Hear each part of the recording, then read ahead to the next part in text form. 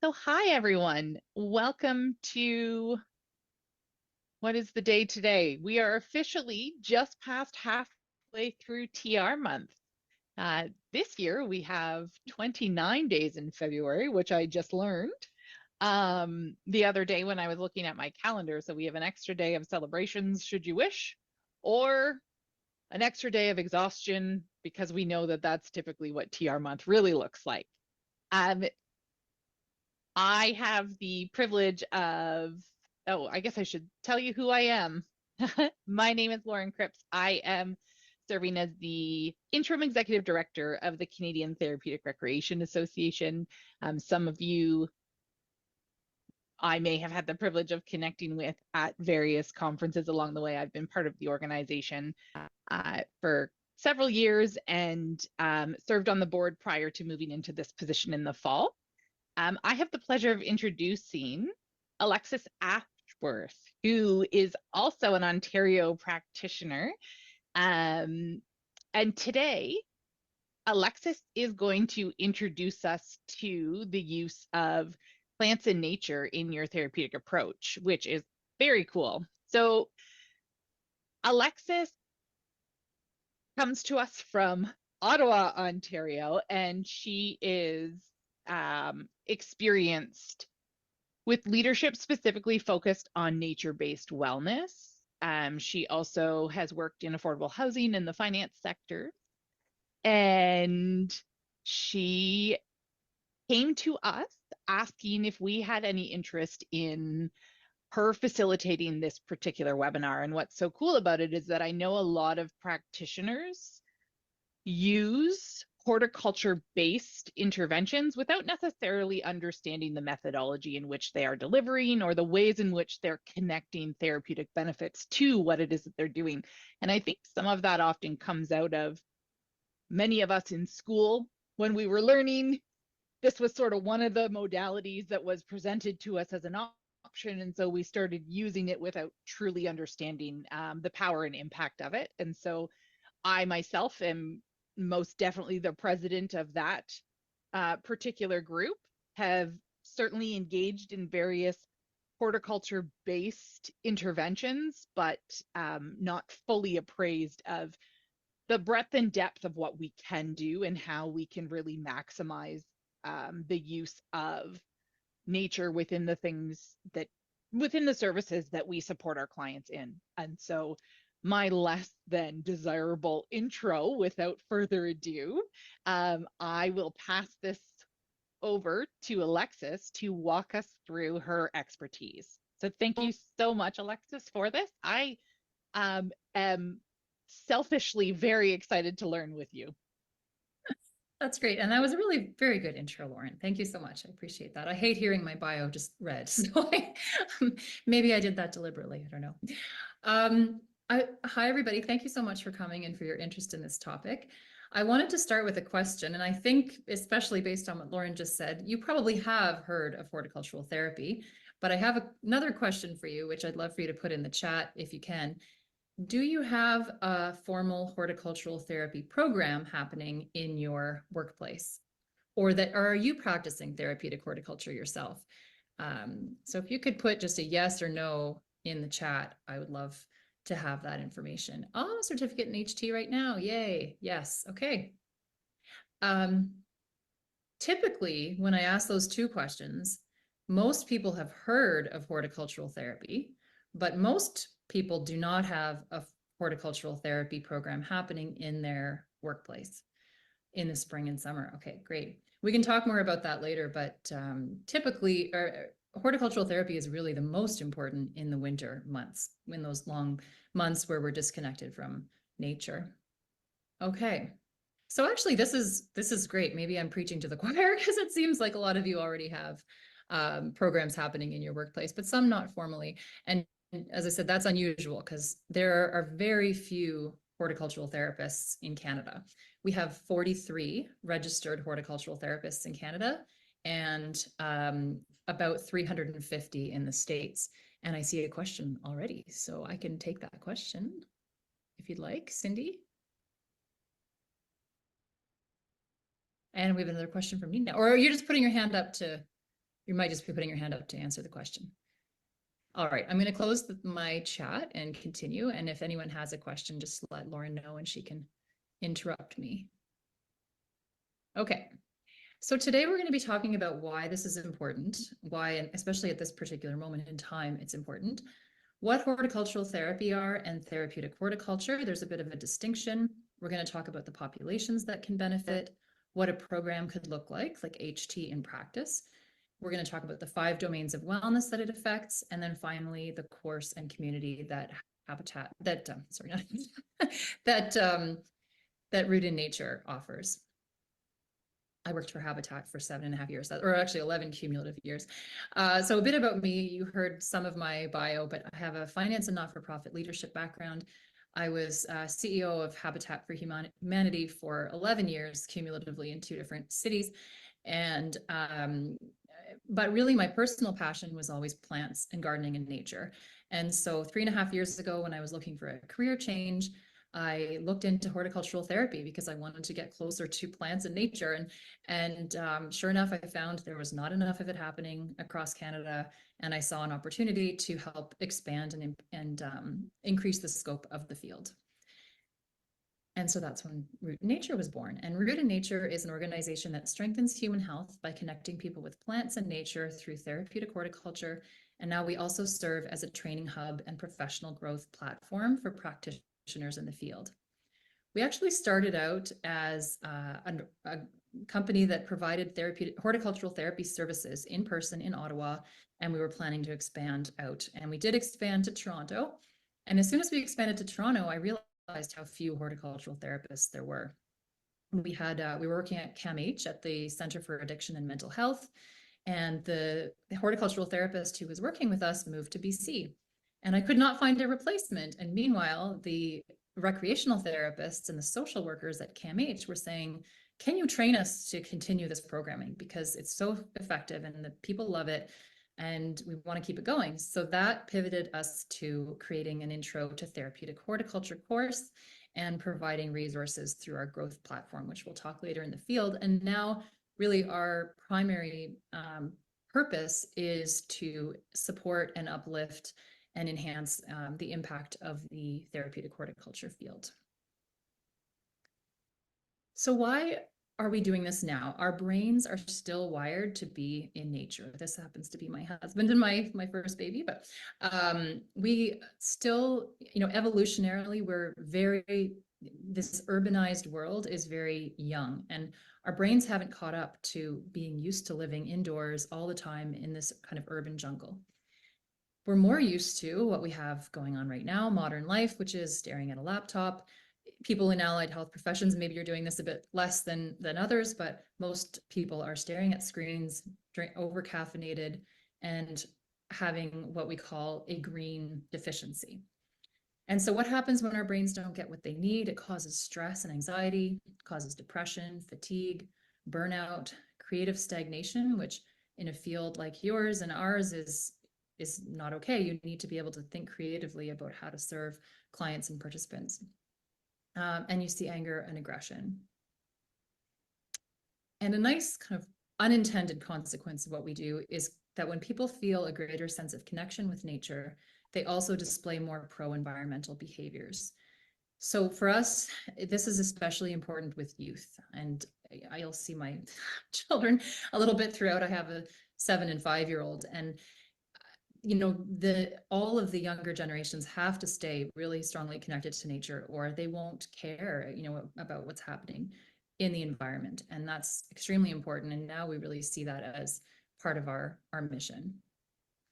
So let's talk about some definitions and history. So horticultural therapy is the participation in horticultural activities facilitated by a registered horticultural therapist to achieve specific goals within an established treatment, rehabilitation, or vocational plan. So horticultural therapy is a more formal style of therapy. It has formal assessment processes. You're often working one-on-one with specific goals in mind, program goals, and then there's documentation and clinical follow-up. So that is a much more formal style of therapy. Therapeutic horticulture, on the other hand, is also the participation in horticultural activities. This time it can be facilitated either by a horticultural therapist or by another professional with training in the use of horticulture as a therapeutic modality to support program goals. So in other words, this could be facilitated by recreational therapists with education in horticulture and in therapeutic horticulture. And so Alexis, it's much less, there's a quick sure, question. Sorry, sure I thing. just wanted to pop it in now because it might be something that you address like moving forward. So one of Sure. the comments in the chat was our infection control does not allow us to keep plants or soil indoors within our hospital. Does anyone else Mm. have this issue? Okay, so it's funny you mentioned this because when we get to talking about the growth community and the activity database, we've tagged all of the activities with certain tags, like whether it has a budget, what domain of wellness it affects, what season it can be done in, but we are just about to add a soilless tag because we do get this question and we have people saying there can't be soil in our facility. So we are about to create a new tag called Soil List. So you will have all of the therapeutic horticulture activities that you can do that do not have soil. So yes, we have heard that and we've seen that, and we're trying to address that with specific activities that are soilless. Yeah, okay. I'm going to stop reading the chat and keep presenting. So therapeutic horticulture also is often done in groups. So for us, we do groups of about 8 people. And so you can't be working on very specific goals with each member if you have a group of 8 people, and they might be a different group of 8 people each time. Drop-in sessions are very common in therapeutic horticulture. So the history of horticultural therapy. Therapeutic use of gardens and plants can be traced back to ancient civilizations. So ancient Egyptians, Greeks, and Romans recognized the healing properties of gardens, and they incorporated them into their medical practices. Gardens were seen as places for physical, emotional, and spiritual restoration.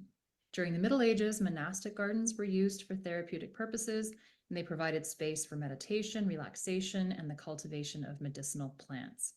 In the Renaissance period, botanic gardens emerged, combining the study of plants with their therapeutic properties. In the 18th and 19th centuries, the field of horticultural therapy began to take shape. Dr. Benjamin Rush, the father of American psychology, was the first to document the positive effects of working in the garden on individuals with mental illness. In the 1940s and 50s, rehabilitative care of hospitalized war veterans significantly expanded the acceptance of the practice. And when we talk about the history where it started, this is where we go usually, is after the World Wars. Veterans coming back and working with the soil and working in the gardens. That's when horticultural therapy really formalized and gained credibility as a practice that was embraced for a much wider audience and range of diagnoses than just people with mental illness. And then today, horticultural therapy is accepted as a beneficial and effective therapeutic modality. It's widely used within a broad range of rehabilitative, vocational, and community settings. And I think I guess we haven't talked about the AHTA and the CHTA yet. AHTA being the American Horticultural Therapy Association, and CHTA the Canadian Horticultural Therapy Association, which is where you would become registered if you wanted to become a registered horticultural therapist. So settings are quite varied. They include long-term care, retirement homes, independent seniors living, hospitals, schools, community and senior centers, community gardens, prisons and correctional facilities. There's some interesting data on recidivism and programs in prisons, private residences, rehabilitation centers, and then mental health care facilities like the one I mentioned, CAMH, that we were working in Toronto. Again, this is my first number. I definitely have a let them eat dirt philosophy. I could do a whole other presentation on soil and the benefits of actually touching soil and letting your kids touch soil. So if your kids come in covered in dirt, say fantastic, they're going to be healthier in the long run. People who actually grow up in rural areas end up having less long-term illnesses than people who grow up in urban environments. So let them get dirty. Populations that can benefit: seniors, of course. We work a lot in long-term care. That's where you might see the most therapeutic horticulture taking place. People with Alzheimer's and other dementias. Gardening has been shown to reduce the onset of dementia by 36% for people who daily engage in gardening. people with stress, overwhelm, and anxiety, people in rehabilitation or hospice care, the justice system, vocational, and people and youth in schools. We actually just launched a therapeutic horticulture for children and youth course that I'm hoping will be getting into the hands of educators soon, like sooner than later. So let's look at what HT looks like in practice. It is year-round, one-on-one or group programs. Somebody mentioned summertime programming. This is, yes, it's great to garden in the summer and to have the seed to harvest program, which we'll talk about. But it's also really important to keep engaging people with nature indoors in these long winter months. We engage people with nature actively or passively, verbally or non-verbally, indoors or outdoors. We also use non-toxic plants and materials that are easy to grow, that produce a lot of growth and sensory stimulation. We maintain outdoor gardens. However, it's important to note that this is a nice possible outcome of a TH program, that you might take, a garden bed that was useless before, was underutilized, and then it might come to life and have, be a beautiful herb garden. And we've seen that happen. We've seen outdoor spaces transform with our therapeutic horticulture programs. But that is not the purpose of a therapeutic horticulture program. That's a pressure that shouldn't be on people to be, expert landscapers or, garden designers. So really that is a possible outcome that is a benefit. We can also, of course, assist with activities and events like decorating for holidays and celebrations. Indoor and outdoor. So indoor and outdoor gardening is really the bread and butter of what we do. Transplanting, repotting, taking cuttings, forcing bulbs, seed starting, making plant IDs, doing that fall and spring cleanup. It's great physical exercise, maintenance of indoor plants, harvesting of vegetables, herbs, and seed saving. So this is really all in a seed to harvest program, and it starts fairly early. Gardeners need to hold off because right now everybody wants to get out their grow lights and start, but it's too early for the majority of things. But by March, we are setting up grow lights inside and planting pepper seeds and tomato seeds and getting that nice daylight that's feels like a long summer day, and starting to see things germinate and come to life, which really lifts people's spirits in these late winter months. So planting, tending to the gardens, harvesting, then planting bulbs. And so we start the outdoor garden season in kind of mid to end May in Ottawa and at the end of October. We do nature-related work and nature exploration, so scavenger hunts in the garden, bird watching, sensory garden walks. There's a lot of sensory work in therapeutic horticulture, collecting nature materials for activities. That's something you can do in the summer to prepare for those long winter months, is start pressing flowers, harvesting pine cone, or harvesting, but what's the word I'm looking for? Scavenging, or just collecting things that you see outside that you can use in those long winter months. Garden design, planning for the next season, making garden signs, creating and reading nature poems, and then sharing stories.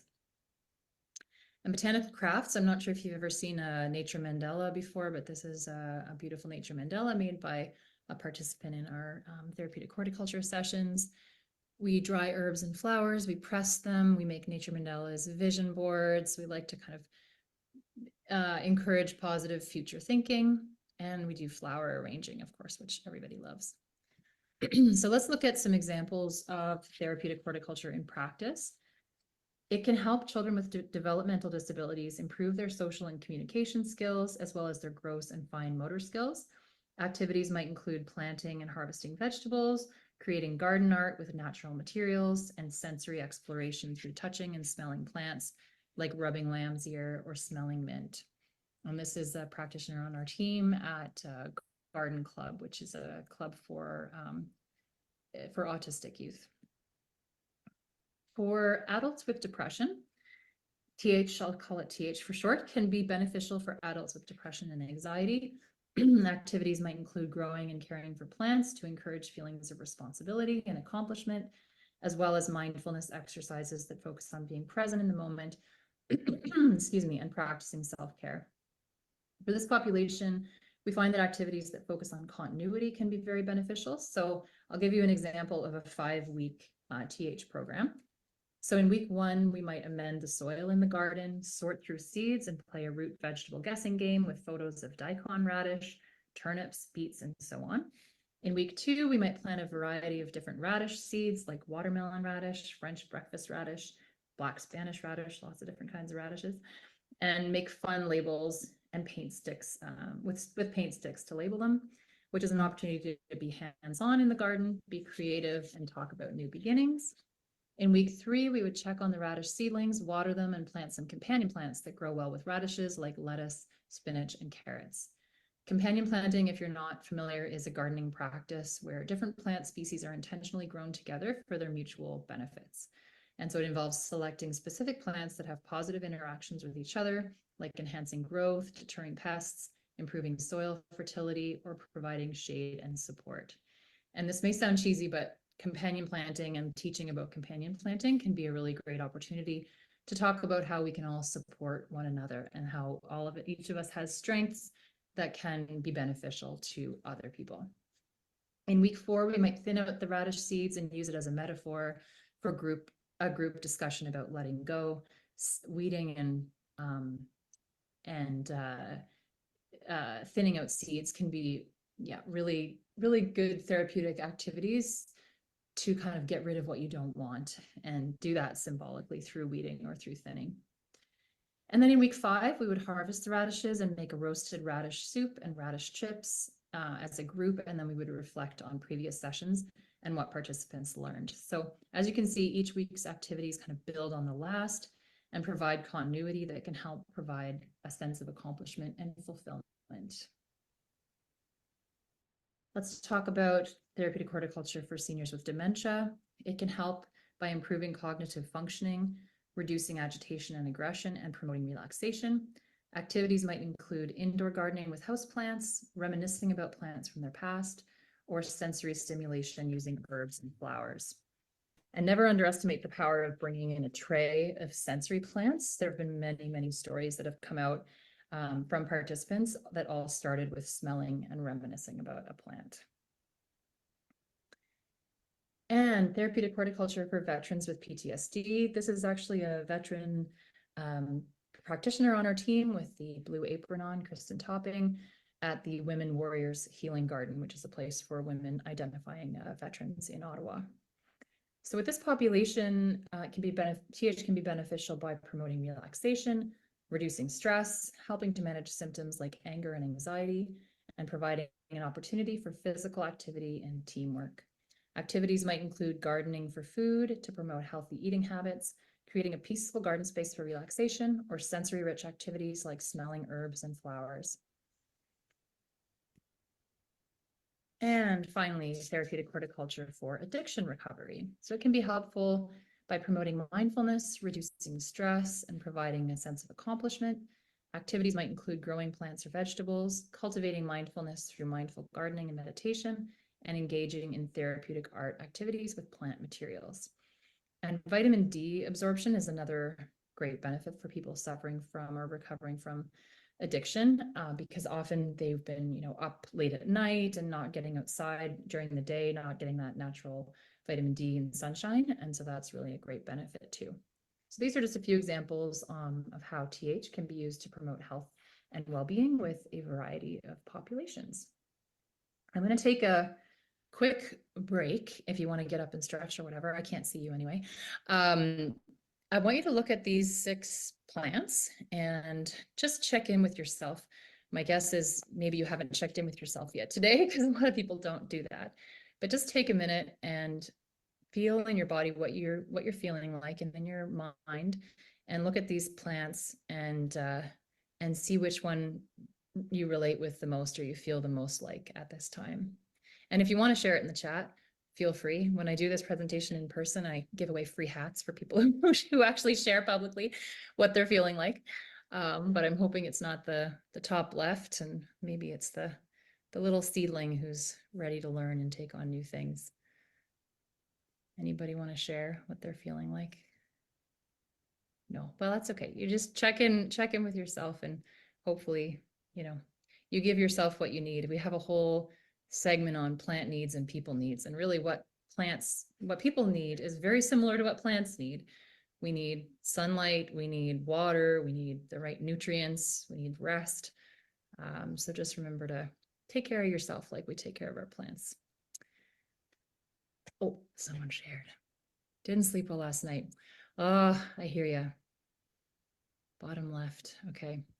Um, yeah, one of my daughters is actually on the autism spectrum, my 5-year-old, and she has me up at 3 o'clock every night. And sometimes I get back to sleep and sometimes I don't. And last night I did not. So I'm sipping my iced coffee. I give me some energy today. I feel you. Pansy. Oh, that's nice, Chantel. Thanks for sharing. Okay, 5 domains of wellness. So let's look at how the 5 domains of wellness and how TH affects them. So cognitively, it provides intellectual and problem-solving stimulation, teaches new and satisfying horticultural skills. It stimulates memory and like olfactory associations. We know smell can really be a trigger for memory. It arouses a sense of curiosity and increases communication and vocabulary. There's so much to learn and so much problem solving to do in gardening. And that's one reason why the dementia risk goes down for people who are active gardeners, because it's just really good cognitive stimulation. Also, physically, anyone who is a gardener knows how good exercise gardening is, not only gross motor wise, but fine motor wise as well. There's ways to stimulate both very easily in gardening.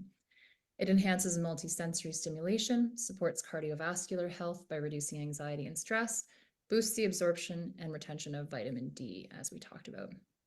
Emotionally, you just have to look at this woman's face. This is a veteran living at Veterans House in Ottawa, and she just has this pride and excitement and anticipation when planting her seed tray and knowing that it's going to blossom and germinate.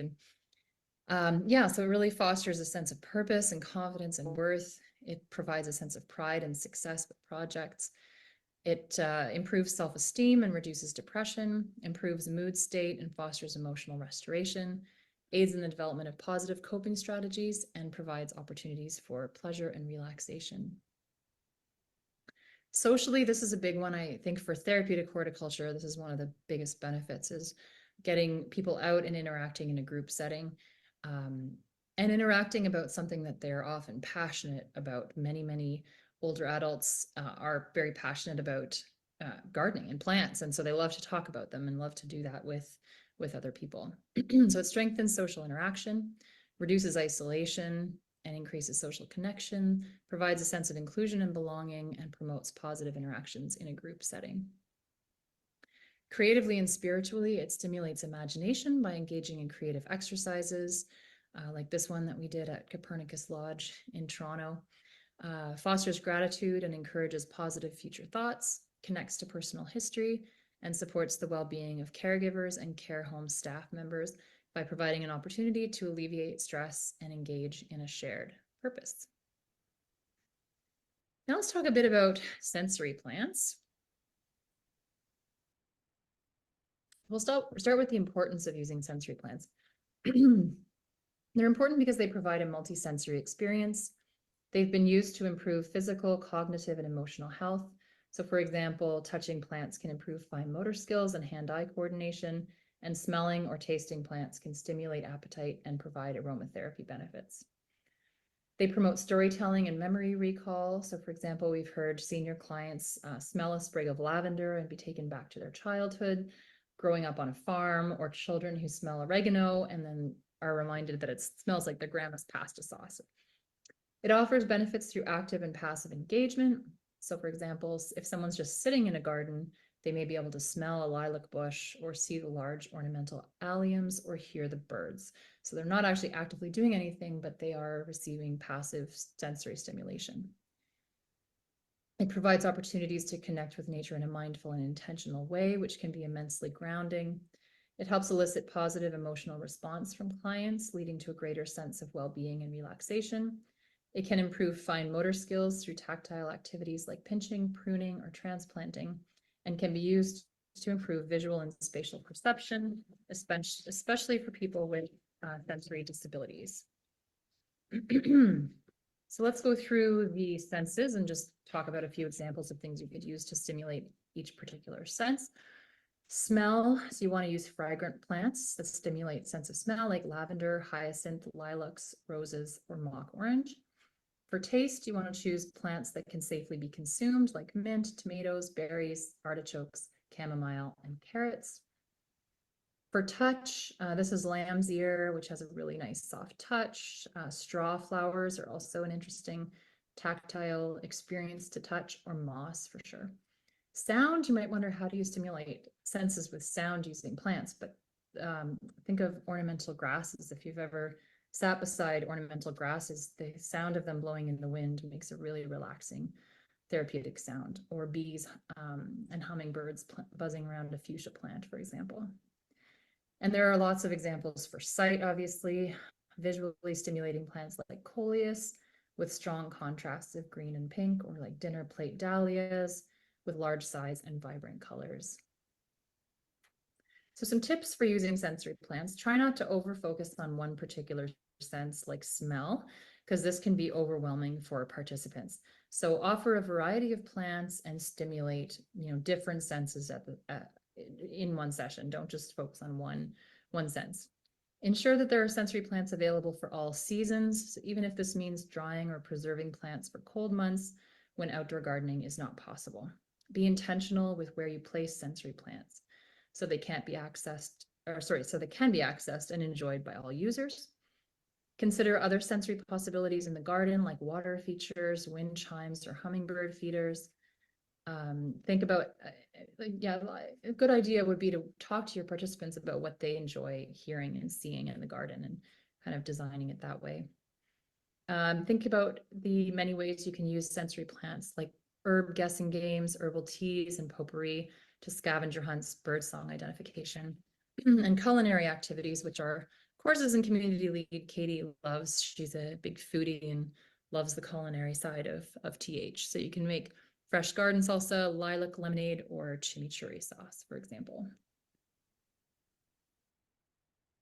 Now, as much as I'd love to say to go out and launch into this programming, there are some risks in working with plants. So the three main risks are toxicity, contact dermatitis, and allergens. So something as seemingly innocuous and harmless as a daffodil can actually cause skin rashes and contact dermatitis. So it is really important to know what you're doing when you're working with plants and gardening. And that leads me to our course and community.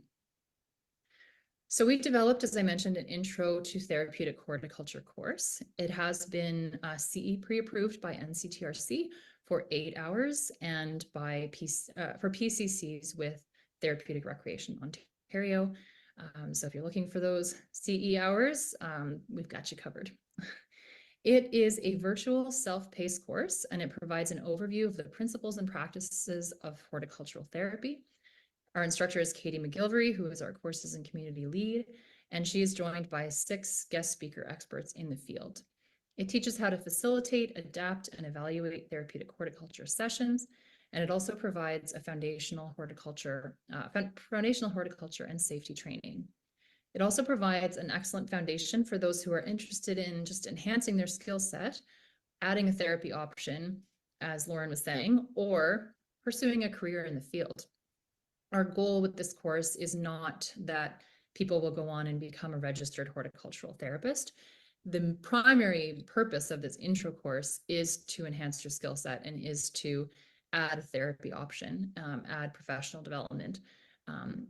However, we are doing an advancing skills course as well, where we will have a certification as a therapeutic horticulture practitioner. But want to be very clear that this is not, you can't graduate from this intro course and call yourself a horticultural therapist. We are teaching therapeutic horticulture, and the title that you can use, and you do get a certificate and a digital badge at the end of the course, but the title is Therapeutic Horticulture Ally that you can use, and that is on your certificate at the end of the course. I'll take you through the course modules quickly here. I do want to leave time for Q&A at the end as well. So we do welcome and knowing the land. We hear from Mariah Graham, who's a wonderful therapeutic practitioner on our team. The longest module really is Horticulture 101. So we talk about safety practices, foundational knowledge, soil, composting, tool safety, seed starting. Then we do an intro to therapeutic horticulture, which is a bit of what I did today in a quick version. Then we dive a bit deeper into the practice of therapeutic horticulture. So the planning process, year-round opportunities, types of safety, therapeutic garden design. We have a great guest speaker on that topic, and impact measurement. Then we go into activity facilitation. So best practices, activity environment, and therapeutic use of self, the kind of triangle of therapeutic horticulture, building a session plan, and the person-centered approach, which this therapy certainly is. And then we have a conclusion and talk a bit about the growth community and have a closing reflection. Katie, by the way, is very much into reflective practice. We're going to have a course actually called Reflective Practice for Professionals, if you're interested in that. And we do presentations now and then on reflective practice, so you could join one of those presentations too. So the growth community is called Grow Therapeutic Horticulture. It is a resource hub essentially for practitioners who are practicing therapeutic horticulture. It is an international community. We launched on June 28th of last year, and we now have 115 members on every continent. I'm really excited about that, except Antarctica, of course. But we have representation from many different places in the world. So I really feel very much like a global citizen in this space. There's so much to be learned from what's happening around the world in therapeutic horticulture. It is multidisciplinary, so we have horticultural therapists, recreational therapists, social workers, psychologists, and students in the community.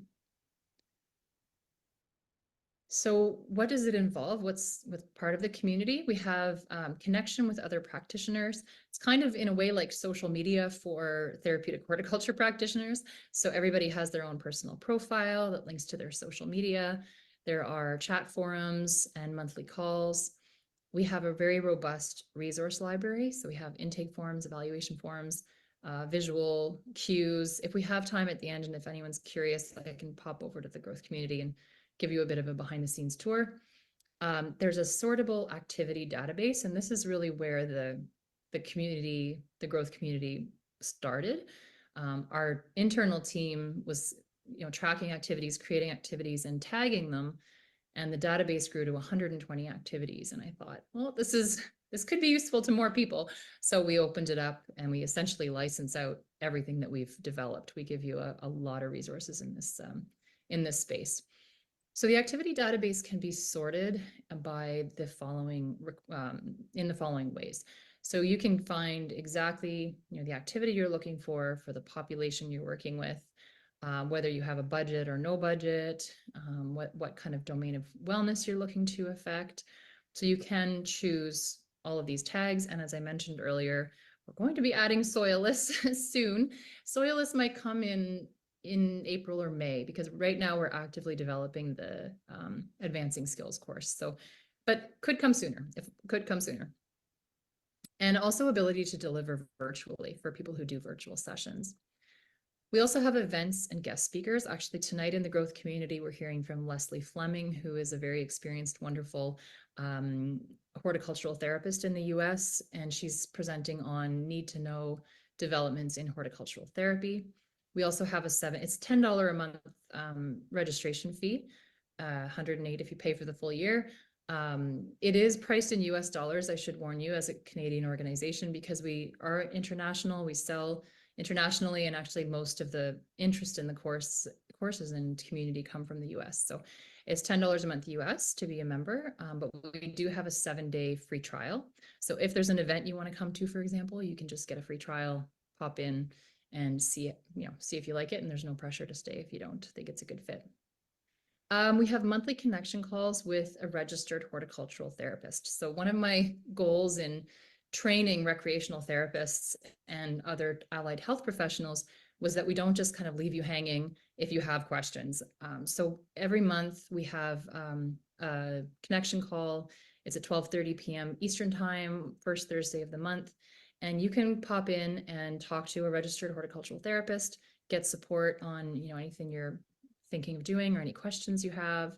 It's a very informal, kind of just fun kind of connection call for people practicing therapeutic horticulture. And finally, we put out a monthly newsletter. Every month, we put out 4 new activities. We try to think about the holidays that are coming up, the seasons when we pick those 4 new activities. So you get kind of 4 new ideas every single month. And that is all for my formal presentation. I do want to give away a free intro course today. So if you want to enter to win, there's a QR code, this QR code here. This one takes you to our website. This one takes you to the form to enter to win a free course. So if you are watching this recording, I've probably already done the draw. I will do it. I'll probably do it in the morning, tomorrow morning. So yeah, if you want to enter to win, you can click there, and I'm happy to answer any questions. Lauren, did any come in through the chat that I could address? Sorry, I didn't unmute. I don't see any coming in, but let's give it a moment. Okay. Um, I want to say, you know, while it was quick, I am super grateful for just the way you broke everything down and shared with us some more insight into what it is that, what practice looks like. As someone who has an interest in a living based modality, so animal assisted interventions versus therapeutic opportunities, much of what you were talking about resonated with me because there we can be, we can deliver service that is therapeutic without being rooted as a therapist in that particular moment. And I think that's a really powerful piece to take away from the conversation. I also think that um, you know, you've highlighted really effectively the transformative power of horticulture in people's lives. And as a scholar, I'm always, quick to dive into the literature and talk about what the evidence says and all of that. But there truly is a body of literature that speaks to the positive outcomes of people plant engagement. These are indisputable findings. While it's not a huge body of literature, it's very consistent, which is a nice part of engaging in sort of that side of things. I also want to encourage anyone that's watching to really think about how important evidence informed practice is. It is through effective practice that we continue to harness the healing power, in this case, of nature. And this is for the betterment of, communities and individuals. And it feels really important for me to emphasize the importance of qualification. And so I really want to encourage anyone that's interested, anyone that's currently practicing, talk to your bosses, your practice leads, whoever it is. Look for some support to go through the process of taking this course and becoming a therapeutic horticulture ally. I think one of the things we often fall short of in TR is making sure that we remind people that we aren't just the bingo people, we aren't just the activity coordinator, we aren't just the people that do the fun things, that we have a set of skills behind us. And so these are ways in which we continue to move this profession forward. There is one question that has come in, so I will stop my random spiel. Um, have you ever utilized arrow gardens? Thank Yes, you thank you. so much for everyone involved. Yeah, yeah. Excuse me. Sorry, I've been talking too much today, and maybe I had too much coffee. I hope I didn't talk too fast. Usually that presentation takes me an hour. Arrow garden, I'm glad you brought that up because I do have an arrow garden. I'm not affiliated with the company in any way, but we've had one for about 4 or 5 years. We start it in November and we wrap it up in May or so once we can start planting outside. But I love AeroGarden or any kind of hydroponic or winter system that has a light because of seasonal affective disorder. And the light, I mean, we keep it in our house at a place where we can see it from upstairs. So in the morning, we see this bright light come on around what a summer sunrise would be, 6 a.m., and the light goes right until 9 p.m. So it really emulates a nice long summer day. And you also get those fresh herbs. We grow herbs in ours, and just seeing that germination, that new life, the color green, living plants, it really brightens the spirits in the wintertime. So yes, I love my AeroGarden. Thank you very much for the nice comments and hoping to expand education after your current course in HT. Perfect. Great, I Elizabeth. have, there's another question that's come in through the Q&A, and it says, as a therapy assistant, am I able to take this course? Yes, absolutely. Yes. Ideally, we want someone with some human services education or experience because the piece that we're filling in more so is the horticulture piece. I wouldn't recommend this course to a horticulturalist, for example. It is meant for health professionals, but absolutely as a therapy assistant, you can. I wouldn't, I would say if you were trying to become a horticultural therapist, you would need, maybe more education or experience, but therapeutic horticulture is really about getting people's hands dirty in the soil with with gardening, and you've got that horticulture education in the course. So yes, I would say absolutely you could take the course and become an ally. And if you wanted to go on to become the certification for the advancing skills course will be a certified therapeutic horticulture practitioner, and that course will be much more robust. It's going to be a hybrid between pre-recorded and self-paced and some in-person as well. So you could also go on and enhance your skill set that way if you were interested. Intro course, I think I mentioned, is pre-recorded and self-paced. So you can do it on your own time. It can be completed in 4 to 8 hours. And it's mostly video content. There's 5 modules, yeah, it's pretty digestible, I think. Very cool. So we All will right. put together I don't see any other questions coming in, just comments again, talking about how much they appreciate extending gratitude for the time that you spent and for introducing both the concepts and the course. As from a organizational perspective, I will make sure that this video is housed with links to the ability to take the course so that people who are watching back, I guess if I was a YouTuber, I'd say click below, follow the links, follow me, whatever it is I'm supposed to say. So we'll make sure that there is information available for anyone watching this back that wants to either connect with Alexis or register in the course. I would strongly encourage anyone that is interested in exploring this modality to become qualified.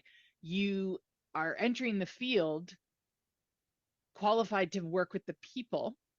And so the more opportunities you can engage in to become an expert in the content, also, when you can really capitalize on your people skills and understand the complexity of the modality, you increase rigor in your practice. And that is never time that is wasted in any way. So I would strongly encourage anyone to engage in the process. Alexis, I want to thank you for your presentation. You've donated time and expertise, and on behalf of Canadian Therapeutic Rec Association, I'm very grateful. Thank you to everyone that took the time to participate in this session live and that watches it back. I personally will look forward to continuing this journey, and I truly hope that an outcome of this is a continued relationship that we can support collectively, because the work that you're doing really matters.